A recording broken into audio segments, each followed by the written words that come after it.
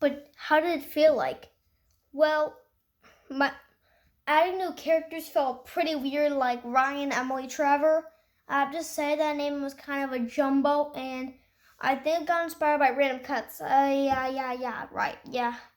Yeah, I kind of get my brainstorming from videos. I'm not just plagiarizing their ideas. But you haven't plagiarizing them unless if you copy their videos. Yeah, but as a video director, just like I am right now, that's what I'm doing. I'm not plagiarizing, I'm just being my own usual self. Because if I did plagiarize, like I did last year, then what's the point of my life? I'll get spammed. Yeah. It feels like we're switching sides right now. So let's just get back to you. Anyways, are the new characters that you made in your head replacing those old characters? No, they're not. I still introduce them in most of my videos. But I know most of these fourth wall questions on going deep in ourselves are pretty broad, but what's the point of it? It's not broad, it's just a pretty simple question. Because if I even feel that way, that if somebody's breaking the fourth wall, it isn't broad. It's become a bit burdensome. If you are ecstatic, however, I use pretty rude words. But as Cranky said, all my horrible life. Then what's the point of life? Oh, exactly. You understand me so well. I mean, like literally half of the people I interviewed does, but it doesn't care. This podcast exists because I love talking to people, like a lot.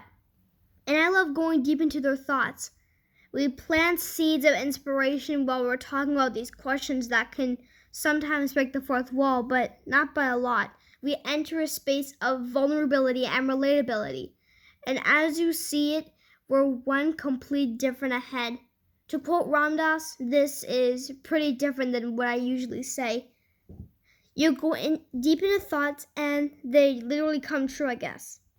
I'm Science Boo 7 and I'm really mystifying.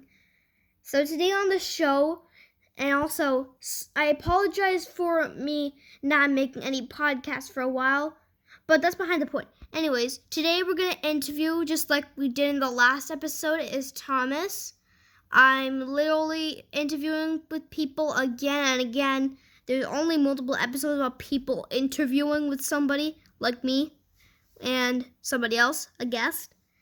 And, you know, when I said about that race thing, Thomas likes racing. He likes racing with his friends, and what came up with that was he likes animals and he likes horses and horse racing, even though it's used for humans like Bobby Flay, but whatever. I might interview him sometime in the future, but that's behind the point. Anyways, it kind of is interesting that other things like racing with your friends and racing with race cars and racing with trains and, well, there's different kinds of racing, and that's so similar and so great and broad.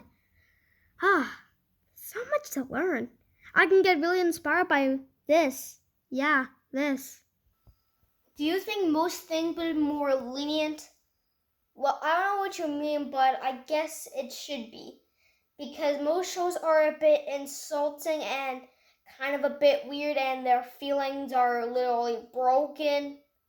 Like some face expressions that I put into my cartoons. Yeah, that. You know what? I feel like persuading my friends and making your self-esteem feel better, that's becoming a bit weird because you try to get them to talk and you feel like they forgot about you and you just burst in and say, this is what it feels like, but most of those antics are starting a bit weird. And you think that most of those things are for nothing. But it turns out there is a secret purpose that you might want to use. Yeah. I feel like trucks mostly get in the way, and why do they even exist? Wait, why is it there? Okay, never mind. So were we negotiating on our self-esteem? Yeah, but I think we're kind of down that topic. So here's my main question. What was it like getting suspended from Hair Entertainment? Well, I actually didn't get suspended by Entertainment. I bet they just closed down. Even though there's some shows from Entertainment that maybe that I moved on to the next generation. Yeah, I don't know about that thing, but what I do know, it's on PBS or Learning Kids or whatever. And when I got hired by Mattel, which most people think that it's really a company that was built in the 2010s or somewhere around that, well, it turns out it was made in 1986, I guess, or 1996. Yeah, I don't really know the date, but it turns out most things can get a bit weird. In fact, entertainment was starting to get good during the 2009 to 2011, and especially in the past years. But once they did bad things on destroying someone's privacy, like James Farr, he had a Transformers series that was really great, but I could have really experienced it more. But entertainment was so rude that, well, literally most of the companies that made me were getting a little bit mean. Entertainment is a bit good, but they're already gone with the wind. They died. Mattel is getting a bit weird. So, which company do we need? I don't know which company do we need, but maybe it's something more lenient if they're a bit weird.